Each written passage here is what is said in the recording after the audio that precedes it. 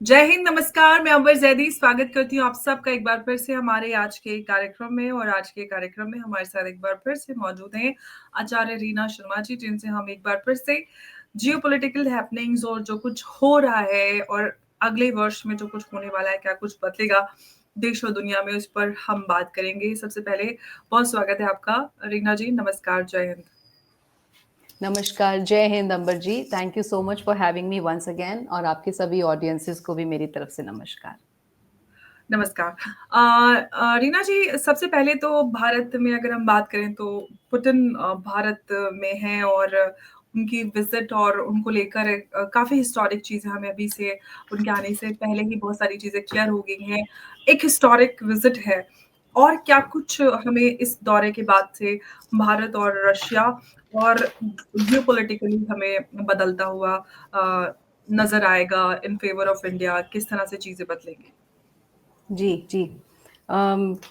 बहुत ऑनगोइंग ये सवाल है, और बहुत ऑनगोइंग जो अभी चल रहा है, ये सबसे ज़्यादा और I think most important topic है। न्यूज़ चैनल, सभी न्यूज़ चैनल्स इसको कवर कर रहे हैं कि पुतिन आ रहे हैं। और ये बहुत बड़ी बात है, क्योंकि शायद यूक्रेन रशिया वॉर के बाद 4 साल बाद पहली बार आ रहे हैं, जबकि इन लोगों ने ये ट्रेंड 2000 में शुरू किया था। और हमेशा ये रहा था कि 1 साल भारतीय प्रधानमंत्री जाएँगे और 1 साल वो आएँगे। और बस ऐसा समिट चल होती रहा है था जी। बहुत अच्छा। और बीच में ये जो चेन थी, ये टूट गई because of the war. Again they have restarted it, and पिछली बार मोदी जी गए थे, और इस बार पुतिन आ रहे हैं। लेकिन क्यों आ रहे हैं? ये एक बहुत बड़ा सवाल है कि क्यों आ रहे हैं। ऑल्दो न्यूज़ चैनल्स अपने-अपने तरीके से उसको उस एल्गोरिदम को डिकोड कर रहे हैं और बता रहे हैं, चीज़ें कर रहे हैं। बट मैं ज्योतिषीय नज़र से जो उनकी कुंडली के हिसाब से देखती हूँ, और जो भारत की कुंडली के हिसाब से देखती हूँ, इस समय जो भारत की मंगल की महादशा है और मंगल की ही अंतर्दशा है। साथ में पुतिन की कुंडली हमने शायद पिछली बार डिस्कस की थी, जिसमें मैंने बताया था कि 3rd हाउस में मंगल हैं। सो मंगल का 3rd हाउस में बैठना मतलब वो बहुत ज़्यादा गवर्न होते हैं मंगल से, पुतिन। और वैसे भी 3rd हाउस का मंगल बहुत पावरफुल माना जाता है, वहाँ का कारक है। और साथ में पुतिन की कुंडली में आप देखेंगे कि 2nd हाउस का लॉर्ड और 7th हाउस का लॉर्ड भी मंगल है, जो कि 7th लॉर्ड या 7th हाउस वॉर्स का घर दिखाया जाता है। उसको हम वॉर्स का भाव बोलते हैं, लड़ाई का, युद्ध का भाव बोलते हैं। जो कि हमारे गुरु श्री के एन राव जी ने एक बार हमें एक सूत्र दिया था, जो मेरे ध्यान में रहता है जब मैं मेदिनी ज्योतिष करती हूँ, कि जब भी 7th लॉर्ड की दशा आए या अंतरदशा आए, या 7th हाउस में बैठे प्लैनेट की अंतरदशा या दशा आए, तो वो समय युद्ध का होता है। सो इस तरीके से, इस नज़रिए से भी देखते हैं, प्लस मंगल का क्या उसके साथ कनेक्शन है, उससे भी देखते हैं। और हमारे जो प्रधानमंत्री हैं, उनकी भी मंगल की महादशा चल रही है। तो मंगल एक बहुत बड़ा रोल लेके यहाँ पे बैठा है व्हेन वी सी ऑल 3 कुंडलीज़। तो उन सभी की कुंडलियों के हिसाब से जो मुझे नज़र आता है, पुतिन आ रहे हैं एक म्यूचुअल डील करने के लिए। और वो एक म्यूचुअल डील नहीं है, मुझे जो नज़र आ रहा है कि it's like a give and take kind of a situation, जहाँ ये कि रशिया से हम तेल के ऊपर, ऑयल के ऊपर डील करेंगे, और वो डील नहीं कामयाब हुई, जिसकी वजह से हमारे जो पड़ोसी देश हैं, हमारे जो नेबरिंग कंट्रीज़ हैं, जो सो कॉल्ड फ्रेंड्स हैं, वो बड़े खुश हो रहे थे कि अब तो इनकी दोस्ती टूट जाएगी। उसके ऊपर जो पानी फिर रहा है पुतिन के आने की वजह से, उससे आप अपने नेबरिंग कंट्रीज़ जो हैं, उनके दुःख को आप समझ नहीं सकती, वो कितना दुखी होंगे इस समय कि पुतिन आ रहे हैं। और उनके मन में, उनके दिल में कितनी उथल-पुथल मच रही होगी कि क्या होने वाला है। सो जो मुझे दिखता है वो ये है कि एक डील होगी जो कि डिफेंस डील होगी, kind of a weapon industry से रिलेटेड। या तो वेपन्स का मैन्युफैक्चरिंग यूनिट्स हमारे देश में खुलेंगे, या तो रशिया की तरफ से उससे रिलेटेड कुछ काम होगा। दूसरा जो मुझे नजर आता है, that is immigration, the immigrants policy which India had with USA long time back, कि हमारे लोग वहां जाके काम करेंगे, इमिग्रेंट्स बनेंगे, और that's going to help that alliance जो 2 कंट्रीज के बीच में होता है, friendship alliance and business. So ये 2 डील्स मुझे नजर आती हैं as per astrology and as per the transitory planets right now, and as per Mangal की दशा। अब मंगल की दशा है, तो वेपन्स से रिलेटेड, डिफेंस से रिलेटेड चीजें नहीं होंगी, तो फिर क्या होगा? So this is very very clear as astrology, that's what I feel. और आपको याद होगा मोदी जी सुदर्शन चक्र की बात करते थे, वो जी। कहते हैं सुदर्शन चक्र। सो सुदर्शन चक्र और कुछ नहीं है, दिस इज जिस चीज के बारे में वो शायद अब पुतिन से डिस्कशन करेंगे और उनके साथ जो डील होगी वो यही होगी कि we need some kind of protection also. सिर्फ हमें अटैक नहीं करना है, हमें डिफेंस भी करना है। कुछ ऐसी डिफेंस यूनिट्स या कुछ ऐसे इक्विपमेंट्स या कुछ ऐसे आप बोलें कि लड़ाकू विमान या टेक्नोलॉजी में कुछ ऐसा, क्योंकि सब कुछ टेक्नोलॉजी बेस्ड है। अगर आज यहाँ इस कंट्री में कुछ हो रहा है तो दूसरे कंट्री में कनेक्ट कैसे करेंगे? It has to be web based, internet के थ्रू, टेक्नोलॉजी एप्स के थ्रू या जैसे भी। सो वो that kind of higher level का technology connection I see between these two countries happening. Technology Rahu and wars and defence that is Mangal. इस तरीके की चीजें मुझे दिखती हैं। जी, और इमरान खान भी काफ़ी चर्चा में हैं और उनकी गुमशुदगी को लेकर और वो कहाँ हैं और उनके साथ जो है उनकी फैमिली और उनकी पार्टी वाले संपर्क नहीं कर पा रहे थे। तो पिछले 4-6 हफ्तों से काफ़ी हंगामा पूरी दुनिया में मचा रहा, पाकिस्तान के अंदर जो हालात रहे। फाइनली उनकी बहन उनसे मिल गई और सिचुएशन क्लियर हो गई। अब आगे अगर इमरान खान का ये चार्ट हम देख भी रहे हैं स्क्रीन पर, क्या आपको नज़र आ रहा है पूरा भविष्य और सारी चीज़ें इमरान खान को लेकर? जी, जी, जी, अंबर जी। देखिए, इमरान खान की कुंडली जो सामने लगी हुई है और जो मैं दशाएँ इनकी देख रही हूँ, इनके हुँ, लग्नेश यानी कि बृहस्पति, जुपिटर हुँ, की हुँ, महादशा है और हुँ, अष्टम भाव के लॉर्ड जो कि चंद्रमा है, उनकी अंतर्दशा है। अष्टम भाव, हुँ, अभी हम बात कर रहे थे, पिछली बार भी हमने बात की थी, वो एक मारक स्थान होता है। मतलब एक हुँ, नेगेटिव, एक मेलेफिक हाउस माना जाता है। उसका हुँ, लॉर्ड चंद्रमा जाके लग्नेश के साथ पंचम भाव में तो बैठ गया, लेकिन लग्नेश जी, कैसा? जो कि वक्री है, हुँ, उल्टी चाल चल रही है। तो जिस तरीके के हम रिजल्ट सोच रहे हैं कि वो एक सेफ्टी या प्रोटेक्शन या डिवाइन हेल्प प्रोवाइड करेगा, वो नहीं करेगा, रादर उल्टा करेगा। एक चीज़ ये। दूसरा हुँ, ज्योतिषीय सूत्र है एक और, जो कि बहुत हुँ, सारी किताबों में लिखा हुआ है और कुछ बहुत अच्छे एस्ट्रोलॉजर्स ने इसके ऊपर रिसर्च भी की है। सो हुँ, राहु जब-जब शतभिषा नक्षत्र में आए हैं, आप हुँ, पीछे जाइए, हर 18 साल में राहु शतभिषा नक्षत्र में आते हैं। तो आज से 18 साल पहले भी आए थे, उसके 18 साल पहले भी आए थे और उसके 18 साल पहले भी आए थे। तो जब-जब ऐसा हुआ है तब-तब पाकिस्तान में, पाकिस्तान की लीडरशिप में कुछ ना कुछ जी, परेशानियाँ आई हैं। जैसे असैसिनेशंस होना, भुट्टो का असैसिनेशन जब हुआ था, तब भी राहु शतभिषा नक्षत्र में थे। हुँ, आज जब इमरान खान जेल में हैं, तब भी राहु शतभिषा नक्षत्र में हैं। उसके हुँ, पहले भी आप पीछे बहुत पहले हिस्ट्री में चले जाएँ, जब-जब ऐसा हुआ तब-तब पाकिस्तान की लीडरशिप हिली है। या तो कोई गायब हो गया है या किसी का असैसिनेशन होता गया है, वो कर दिया गया है या हुँ, अब जिस तरीके की सिचुएशन आ रही है। मतलब बेसिकली गुमशुदगी और उनका जो आइडेंटिटी है, वो मिट जाना। So identity crisis on leadership is very clearly seen in Pakistan in this phase when Rahu is in Shatabhisha nakshatra. Very clear. अभी इमरान खान जी को कुछ नहीं हुआ है, बट जो मुझे दशा नजर आ रही है, मैं आपको हुँ, क्लियरली बताऊं, जब बृहस्पति में मंगल आएंगे, जो कि हुँ। नवंबर 2026 है, उसके पहले पहले I think something very drastic और very fatal might happen with him. मतलब सेफ तो बहुत नहीं है ज़्यादा वो। ओके, तो मतलब ज़्यादा समय ये कह सकते हैं कि उनको हटाने के लिए मतलब पॉलिटिकल करियर खत्म हो जाएगा या फिर कुछ और भी बड़ा कुछ घट सकता है उनके साथ? देखिए, पॉलिटिकल करियर तो सभी का खत्म हो रहा है यहाँ पे, वेदर इट्स यूनुस और हूएवर, जो भी हुँ, हैं, मुनीर, सब सब, क्योंकि पाकिस्तान ही खत्म हो रहा है। सो हुँ, वो तो एक क्वेश्चन ही अलग है कि हम उसके बारे में बात भी करें कि नहीं। बट हाँ, इन हुँ, ये गायब हो सकते हैं, इनके साथ कुछ गलत हो सकता है और हो भी रहा है पिछले कुछ हुँ, समय से। So this time period is not at all in his favour. Okay. तो ये कह सकते हैं कि पाकिस्तान के साथ-साथ इमरान खान का भी इस समय फ़िलहाल ठीक नहीं चल रहा है और उसका तो है ही जो कुछ है।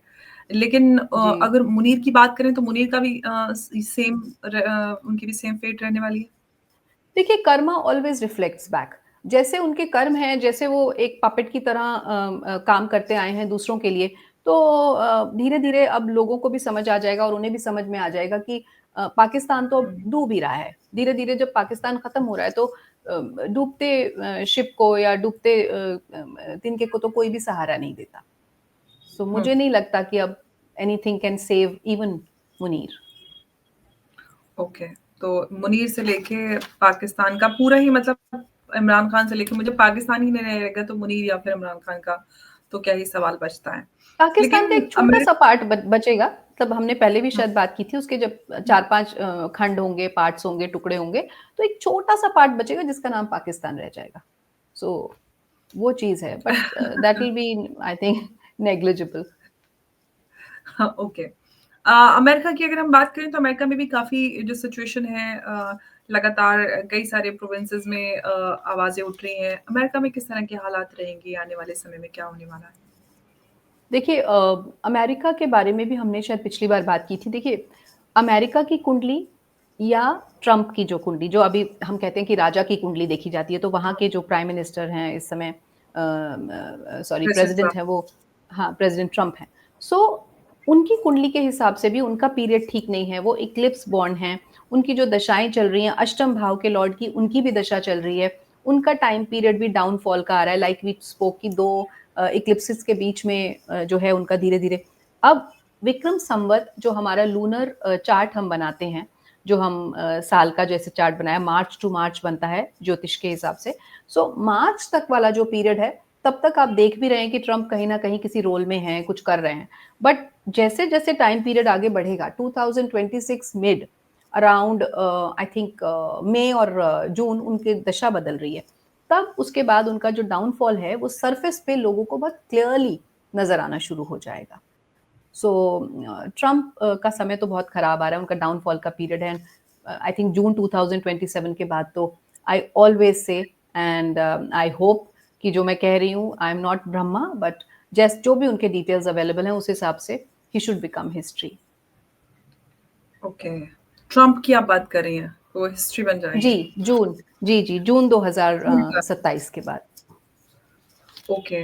यूरोप की अगर हम बात करते हैं तो यूरोप में भी कहीं न कहीं रशिया, यूरोप और हालात जिस तरह के उत्पन्न होते जा रहे हैं और फिर जिस तरह की जो अंदर हालात हैं, उस सब के चलते हुए क्या सिविल वॉर जैसी सिचुएशन हम यूरोप में देख सकते हैं?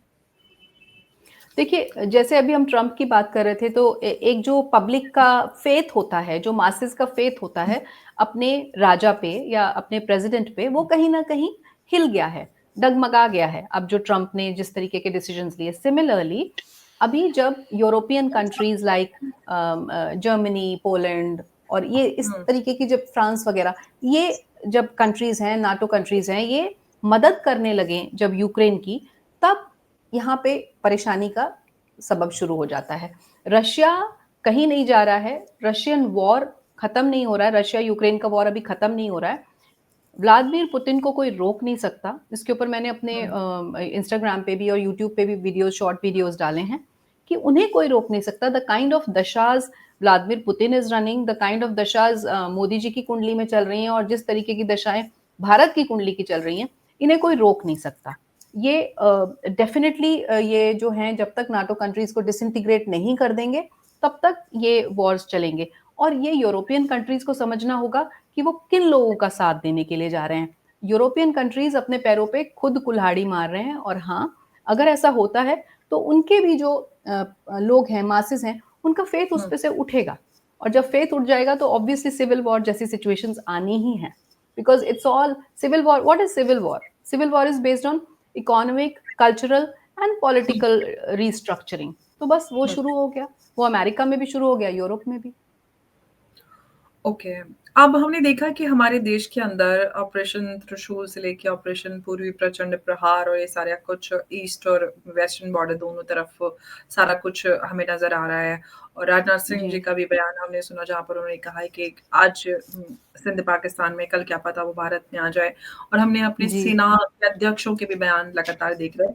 क्या ऑपरेशन सिंदूर 2.0 आगे हम देख सकते हैं और इस तरह की सिचुएशन कोई होगी? जी। मैंने आई थिंक अराउंड जून या जुलाई में मैंने एक चैनल है कार्मिक कन्वर्सेशंस गुजरात में, तो उन्होंने मुझे इनवाइट किया था पॉडकास्ट के लिए and um, I went there. In that podcast Amber ji, you will not believe, मैंने 2-3 चीज़ें बोली थी। एक तो मैंने यही वेपन इंडस्ट्री में बोला था बहुत बूम आएगा और इस तरीके की डिफेंस डील्स होंगी। और जो आप अभी जो आपने बात करी कि जिस चीज़ के बारे में आप अभी मुझसे बात करी, वो सब पहले मैं वहाँ उधर बोल चुकी हूँ कि ऐसा होने वाला है और देखिए अब ऐसा हो रहा है। जब हुँ, आप ऑपरेशन सिंदूर की बात करती हैं या जब आप कहते हैं कि वेस्टर्न साइड में ऐसा, तो मैं मेदिनी ज्योतिष में कुर्मा चक्र को लेके चलती हूँ। कुर्मा चक्र एक टॉर्टोइज़ की शेप का एक आप कह लीजिए एक इक्विपमेंट कह लीजिए ज्योतिष के लिए, हुँ, उसको यूज़ किया जाता है और उससे दशाएँ और दिशाएँ निकाली जाती हैं कि कौन से जो नक्षत्र हैं या कौन से ग्रह हैं, उसके हिसाब से क्या होगा मेदिनी में। हुँ, सो मैंने आपको एक चार्ट भेजा है। हुँ, मैंने शायद पिछली बार डिस्कस किया था कि 5 दिसंबर को जो देवगुरु बृहस्पति हैं, वो वापस मिथुन जी, राशि में जा रहे हैं। वापस मिथुन राशि में जा रहे जी, हैं जी, और जी, अब अगर आप देखें 7 दिसंबर को मंगल धनु राशि में जा रहे हैं। ये मैं आपको गोचर या ट्रांजिट की बात बता रही हूँ। इस समय जो आप चार्ट अभी हुँ, देख रही हुँ, हैं, ये 20 दिसंबर का है। सो हुँ, 20 दिसंबर को लोग भी देख रहे होंगे कि क्या लिखा हुआ है ऊपर, हुँ, डूम्सडे। सो 20 दिसंबर 19-20 दिसंबर एक ऐसा हुँ, डेट है, ऐसा टाइम पीरियड है एंड ज्योतिष में we always say 7 days plus minus लेके चलिए। बट 7 दिसंबर से बहुत हुँ, ही क्रूशियल पीरियड शुरू होने वाला है हमारे देश भारत के लिए, क्योंकि भारत की जो लग्न है वो भी वृषभ है और जो मैंने हुँ, ये सामने आपको जो कुंडली दी है वो भी मैंने जानबूझ के वृषभ लगन की बनाई हुई है। अदरवाइज़ ये पीरियड तो सुबह 9 बजे ही शुरू हो जाता है, 20 दिसंबर को। हुँ, इस हुँ, दिन एक ज्वालामुखी योग बन रहा है। दूसरा आप देख रहे होंगे अष्टम भाव में 4 ग्रह बैठे हैं। मंगल, चंद्रमा, सूर्य और शुक्र। चारों ही हुँ, मूल नक्षत्र में हैं। मूल नक्षत्र केतु का नक्षत्र है। केतु के 3 नक्षत्र होते हैं। उसमें से डेडलीएस्ट नक्षत्र अगर मैं बोलूँ तो मूल है। सो ये कुंडली जो बन के आ रही है, ये गंड मूल नक्षत्र या गंड मूल योग की कुंडली है। साथ में ज्वालामुखी योग बन रहा है। ये सारे ग्रह एक साथ मूल नक्षत्र में अष्टम भाव में हैं। केतु हुँ, इन्हें अपनी पंचम दृष्टि से या ट्राइन एंगल से देख रहा है। हुँ, जुपिटर देव, ये जो जुपिटर यहाँ पे बैठा हुआ है हुँ, ये जो मिथुन राशि में, ये भी हुँ, वक्री अवस्था में है, अतिचारी अवस्था में है और पुनर्वसु नक्षत्र का है। सो ये हुँ, भी इस कॉम्बिनेशन को देख रहा है और जो राहु आप अभी कुंभ में देख रहे हैं, ये भारत की कुंडली के चंद्रमा से अष्टम भाव में है।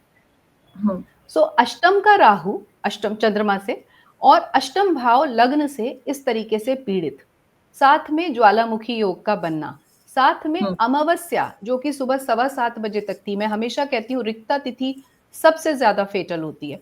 तो 19 तारीख को रिक्ता तिथि है अमावस्या की और 7:15 बजे सुबह 20 तारीख तक वो चलेगी। उसके बाद प्रतिपदा है। सो ऑलमोस्ट अमावस्या का रिक्ता तिथि का इम्पैक्ट अभी इफेक्ट रहेगा। साथ में कुर्मा चक्र लगाया। सो कुर्मा चक्र ये बताता है कि जो वेस्टर्न रीजन्स हैं, western regions like Gujarat, Rajasthan, Balochistan, some part of western Maharashtra, hmm, ये जो जगह है ये बहुत ज्यादा डिस्टर्बेंस होगा इस जगह, इन जगहों पे इस दिन around this date and strikes हो सकते हैं, ब्लास्ट्स, आगजनी, हमले, कुछ भी and western side of India will be definitely impacted. और ये जो टाइम पीरियड है ये बहुत फेटल और क्रूशियल है। मैं डेट वाइज बता रही हूँ। अदरवाइज ऑल्सो हमारा जो विक्रम संवत का जो मार्च तक का पीरियड है, मार्च 2026 तक का, वो हुँ, अभी फेटल है ही। आप ऐसे कई चीजें होती हुई देखेंगी but this date is going to be very important. अगर आपको याद हो तो आप ही के चैनल पे मैंने एक डेट दी थी 20 नवंबर की, जिसमें मैंने कहा था कि जल त्रासदी इस तरीके का बहुत बड़ा सदर्न साइड में, साउथ साइड में होगा। और आप देखिए जी, दितवा साइक्लोन ठीक 20 नवंबर को आया था। सिमिलरली जेलेंस्की जो हैं वो सैक्रिफाइस हुँ, होंगे, किसी और चैनल पे बोला था, डेट दी थी 23rd of something, I don't remember. उस डेट को 2 हफ्ते पहले आप देख रहे हैं एक्यूजेशन लगने उनके ऊपर शुरू हो गए। ज्योतिष अगर आपके पास डिटेल्स सही हैं, ज्योतिष बहुत-बहुत सटीक हो सकता है। If you can read it well. I am not saying कि I am reading it well, but हाँ, उस पे बहुत मेहनत और बहुत रिसर्च कर रही हूँ। So this तो date, 7 days plus minus 20 December is going to be very crucial. तो वैसे भी कई सारे एक्सपर्ट से और बहुत सारे एस्ट्रोलॉजर्स से मैंने सुना है कि आने वाला जो कुछ महीने हैं दिसंबर से, ये भारत के लिए बहुत क्रूशियल रहने वाले हैं, काफ़ी कुछ बदल सकता है। कुछ बड़ा घटित हो सकता है कि नक्शे बदल जाएँ, कुछ ऐसा हो जाएगा? बिल्कुल, बिल्कुल। ये जो आपने नक्शे बदल जाएँ और बाउंड्रीज़ की आपने बात की, this also I mentioned in that कार्मिक कन्वर्सेशन वाला पॉडकास्ट कि हुँ। बाउंड्रीज़ में बदलाव आएगा। मंगल की महादशा है, मंगल की अंतर्दशा है। मंगल हमारा इस तरीके से प्लेस्ड है कुंडली में, तो क्यों नहीं ऐसा होगा? मंगल भूमि पुत्र है, मंगल योद्धा है, लैंड से कनेक्ट किया जाता है मंगल को। हुँ। Expansion of Mangal is definitely seen, जिसमें कि देवगुरु बृहस्पति वक्री और अतिचारी हैं। तो जो कुछ भी होगा जल्दी-जल्दी होगा। ओके, तो मतलब ये है कि काफ़ी कुछ बड़ा हमें होते हुए आगे आने वाले समय में प्रतीत हो रहा है और बहुत ज़्यादा समय नहीं है, कुछ ही दिन बाकी हैं। और वैसे भी जिस तरह की रिपोर्ट्स आ रही हैं, उससे तो ये अंदाज़ा है कि भारत की तैयारी पूरी है और पाकिस्तान में हलचल और खौफ भी इस बात का है कि ऑपरेशन सिंदूर जो हुआ ओरिजिनल उसी में नहीं हुआ, बट 2.0 में तो पता नहीं क्या ही उनका हाल होगा। पाकिस्तान इस बात से डरा हुआ है। लेकिन चाइना की अगर हम बात करते हैं तो चाइना और फिलीपीन, ताइवान इस सब में भी काफ़ी कुछ हमने लेटली चीज़ें होती हुई देखी। तो क्या जी। अ, इधर भी कुछ हलचल होगी चाइना और उधर? बिल्कुल, बिल्कुल। नहीं, आप अभी सुन रही होंगी, न्यूज़ में भी सुन रही होंगी और वैसे भी देखिए जो जो वियतनाम है और जो बाकी जब हुँ, छोटे-मोटे कंट्रीज़ हैं, उनको एक्यूज़ेशन उनके ऊपर लगना शुरू हो गया है कि उनकी वजह से जो अमेरिका जैसे कंट्रीज़ हैं, बड़े कंट्रीज़ हैं, वहाँ ड्रग सप्लाई होती है, हमारा यूथ खराब हो रहा है, ये हो रहा है, वो हो रहा है। डेफ़िनिटली ये जो छोटे कंट्रीज़ हैं, ये भी इम्पैक्ट होगा इनके ऊपर। ये ग्लोबल इम्पैक्ट है, it's not just for India. ये जो हुँ, ट्रांजिट्स में जो प्लैनेट्स मूव करते हैं, ये सिर्फ भारत के लिए मूव नहीं कर रहे हैं, ये सभी कंट्रीज़ के लिए मूव कर रहे हैं। It's happening in the universe all across. सभी कंट्रीज़ इम्पैक्ट हो रहे हैं और ये जो जिस तरीके के जो योग बन रहे हैं या जिस तरीके के कॉम्बिनेशंस बन रहे हैं ये हुँ, रिपीट होते हैं, ये पैटर्न रिपीट होता है एस्ट्रोलॉजिकली हिस्ट्री में जब हम पीछे जाके देखते हैं and that is where I say कि एस्ट्रोलॉजी में बहुत रिसर्च की ज़रूरत है क्योंकि जब आप रिसर्च करते हैं और उसी तरीके के पैटर्न्स, उसी तरीके के सिचुएशंस आप पास्ट में जाके देखते हैं कि क्या हुआ था, तो something similar to that which I always say कि 1971 वाला जो इंडिया का चार्ट है वो रख लो और 2025 का रख लो, ऑलमोस्ट सेम ट्रांजिटरी रिपीट हो रहा है सब कुछ। बस ये है कि तब भारत तैयार नहीं था, आज भारत तैयार है। ये बहुत हुँ। बड़ी बात है। ये एग्ज़ैक्टली ये बड़ी बात आपने की है और लीडरशिप में बड़ा फ़र्क था ऑफ़ कोर्स उस समय भी बहुत कुछ हो सकता था। इतने इतनी बड़ी जंग आपने जीती थी, काफ़ी कुछ बदलाव किया जा सकता था, लेकिन लेकिन एक चीज़ मैं डिसीज़न आपको बोलूँगी अंबर जी ये जो कुछ भी होगा 2025-26 की अभी हम बात करें but if I go a little further थोड़ा और आगे जाऊँ, तो जो मुझे नज़र आता है कि जो 1971 में हमने गलतियाँ करी और जो जब पार्टीशन हुआ तो बेसिकली इंडियंस का क्या है कि वो बहुत सारे रिफ्यूजीज़ को अपने अंदर रख लेते हैं, अपने घर में रख लेते हैं और वो I think that's the biggest mistake जिसके लिए वो आज तक सफ़र कर रहे हैं। तो वो वो जो मेन जो स्ट्रेटेजिक मिस्टेक वो रही ना रीना जी वो ये कि चिकन नेक को वाइडन नहीं किया गया। आज हमारे लिए वो सबसे बड़ा खतरा है। तो एट जी, लीस्ट वो जी। तो किया जा सकता था। ये सबसे बड़ा जो बोला जाता है। बिल्कुल, बिल्कुल। No, you are absolutely right, absolutely right. तो अब हम मतलब ये तो है हो गया है कि काफ़ी कुछ बदलाव हमें आने वाले समय में मिलेगा और यूएस को अगर हम देखें तो जिस तरह से अभी जी20 जो समिट हुई और उसके बाद उन्होंने साउथ अफ्रीका के साथ जो कुछ किया, उनको अगली समिट के लिए उन्होंने बैन कर दिया। उन्होंने कहा हम नहीं देंगे आपको अगली उसके लिए इन्विटेशन क्योंकि अगली प्रेज़िडेंसी यूएस करेगा और ब्रिक्स को लेकर कहीं न कहीं जो ट्रम्प है वो काफ़ी परेशान है और जो डॉलर डोमिनेंस है फिलहाल तो बनी हुई है। आपको क्या लगता है कि इसी तरह से कंटिन्यू रहेगी और जो ब्रिक्स है या वो आगे आएगा और थोड़ा-सा डॉलर डोमिनेंस नीचे होगी? नहीं, नहीं, डॉलर डी-डॉलराइज़ेशन तो लिखा ही है, वो तो होना ही है। डॉलर फॉल करेगा, डेफिनेटली, डेफिनेटली फॉल करेगा। In fact I have said it somewhere, I don't remember um, where, कि करेंसी का रूप बदलेगा। क्योंकि देखिए हुँ, करेंसी का जो एक प्राइमा फेसी, जैसे हम देखते हैं ना, पहले नोट्स हुआ करते हुँ, थे, सिक्के हुआ करते थे, फिर उसके बाद धीरे धीरे बदलने लगा, ये 5 का सिक्का नहीं होगा, 25 पैसे नहीं होंगे, धीरे धीरे वो नोट्स में आया, फिर आपने देखा नोटबंदी हुई, 500 रुपए का नोट गायब हो गया। इस तरीके से जो चीजें हैं वो होंगी अभी, और अब धीरे धीरे आप सब कुछ डिजिटलाइज होते हुए देखेंगे, क्योंकि एक बहुत बड़े लेवल पे इतना ज्यादा डिजिटलाइज हो जाएगा कि you will be surprise to see कि हम पैसे को किस रूप में देख रहे हैं, किस तरीके से देख रहे हैं। We will not be seeing money the way we see money right now. ये देखने का नजरिया ही बदल जाएगा। ओके। तो काफ़ी बड़े बदलाव हम आगे देख पा रहे हैं इन टर्म्स ऑफ बहुत बड़े money and definitely. Everything. West Bengal की भी बात कर लेते हैं क्योंकि वेस्ट बंगाल में चुनाव होने वाले हैं। ममता दीदी की कुंडली क्या कह रही है? ममता दीदी क्या सत्ता में बनी रहेंगी या बीजेपी इस बार बिहार जैसी जीत रिपीट करती नज़र आएगी? जी, जी। देखिए, ममता जी की कुंडली मैंने खोली है। ममता जी की कुंडली में उनके जो डिटेल्स हैं, जो कि पब्लिक डोमेन में अवेलेबल हैं, वो 5th हुँ, जनवरी 1955 दिन का दोपहर का 12 नून, कोलकाता, वेस्ट बंगाल, ये डिटेल्स अवेलेबल हैं। उसके हिसाब से जो कुंडली बनती है, वो मेष लगन की कुंडली बनती है, और उनकी चंद्र राशि टॉरस है, वृषभ है। चंद्रमा एक्सॉल्टेड बैठा है। उनकी कुंडली में 3-3 ग्रह एक्सॉल्टेड हैं, 3-3 ग्रह उच्च के हैं। अच्छा, उनकी शनि की महादशा चल रही थी। शनि की महादशा जब उनकी स्टार्ट हुई 2007 में, उसके बाद उन्होंने बढ़ना शुरू करा, ग्रो करना शुरू करा, और उन्होंने अपना एक एक जो वर्चस्व है वो बनाया। ऑल्दो उनकी पार्टी बहुत पुरानी है, लेकिन सीएम वो 2011 से हैं, 2011-12 से। एक अच्छे समय से वो सीएम हैं। अभी शनि की महादशा, जो उच्च का शनि उनके 7th हाउस में बैठा था, वो खत्म होने वाली है। शनि का लास्ट फेज चल रहा है महादशा का। बृहस्पति की अंतरदशा चल रही है। नाउ जब शनि ये जाने वाले हैं, ये शनि विशाखा नक्षत्र में बैठे हैं। विशाखा मतलब अकेले काम करना, इंडिविजुअल कंट्रीब्यूटर, अकेले, खुद, alone. That is what she has done, एक डिक्टेटरशिप के तरीके से, कि बस मेरी चलेगी। उस तरीके की इन्होंने चीजें करी। लेकिन अभी जो लेटली एक ट्रांजिट शुरू हुआ है, जिस तरीके से राहु आके इनके 11th हाउस में बैठ गए, और राहु के साथ शनि का एक कनेक्शन बना, उसने कहीं ना कहीं एक जो कहते हैं ना कि इनका डाउनफॉल शुरू कर दिया, जो कि पिछले साल से शुरू हुआ है। इन्होंने गलत डिसीजंस लेने शुरू कर दिए।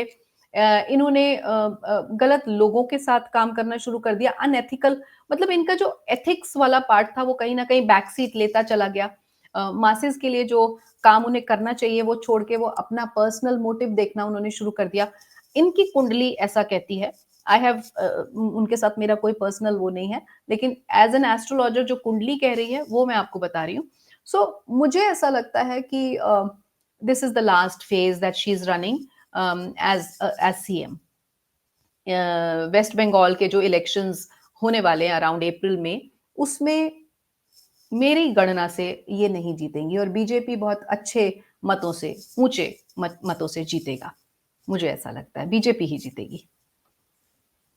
काफ़ी इंटरेस्टिंग है क्योंकि बहुत सारे लोगों का अभी भी लगता है कि शायद ममता दीदी जीत जाएँगी, लेकिन जिस तरह से कुंडली का अगर हम देखें, तो उसके हिसाब से आप मतलब उनके तारे ये बोलते हैं कि अब ये उनका आखिरी टर्म है। और बीजेपी ने, क्योंकि हम देखें कि हाँ। पिछली टर्म में काफ़ी बड़ी बढ़त उन्होंने हासिल की थी और बीजेपी ने जी। काफ़ी मेहनत भी की है वेस्ट बंगाल में।